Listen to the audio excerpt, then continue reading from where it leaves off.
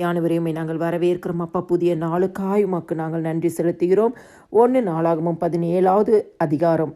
இப்போதும் கர்த்தாவே தேவரீர் அடியானையும் அவன் வீட்டையும் குறித்து சொன்ன வார்த்தை என்றென்றைக்கும் நிலைவரப்பட்டிருப்பதாக. தேவரீர் சொன்னபடியே செய்தருளும். ஆண்டவராகிய இயேசு கிறிஸ்து அவர் சொன்னபடியே செய்கிற தேவன்.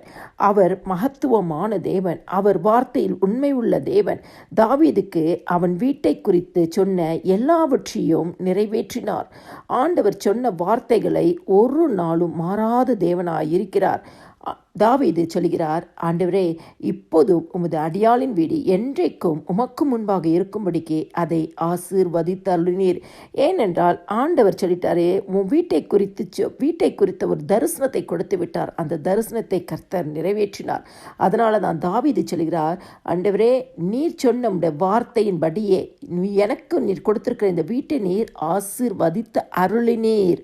கர்த்தராகிய தேவரீர் அதை ஆசீர்வதித்தபடியினால் அது என்றைக்கும் ஆசீர்வதிக்கப்பட்டிருக்கும் என்றான். கிறிஸ்துக்குள் பிரியமானவர்களே, ஆண்டவராகிய இயேசு கிறிஸ்து உங்களுக்கு கொடுத்த எல்லா ஆசீர்வாதங்களுக்காக கர்த்தருக்கு நன்றி செலுத்துங்க.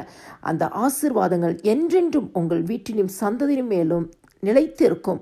அதுபோல ஆண்டவர் கொடுத்த வீடு மாத்திரமல்ல, கர்த்தர் கொடுத்த சகலவித ஆசீர்வாதங்களும் கர்த்தர் உங்களுக்கு ஆசீர்வதித்து தந்தபடியினால் அது என்றைக்குமே உங்களுக்கும் உங்கள் சந்ததிக்கும் ஆசீர்வதிக்கப்பட்டதாகவே இருக்கும். கர்த்தருடைய வாக்கு தத்தத்தை நீங்கள் விசுவாசிக்கும் பொழுது கர்த்தர் வார்த்தையின்படியே உங்களையும் உங்கள் சந்ததியும் ஆசீர்வதிப்பார். வாக்கு மாறாத தேவன், வார்த்தையில் உண்மை உள்ளவர். அவர் கொடுத்த வாக்கினால் சொன்னதை கரத்தினால் உங்களுக்கும் நிறைவேற்றி இந்த நாள் உங்களுக்கு ஆசீர்வாதமான நாளாக வைத்திருக்கிறார்.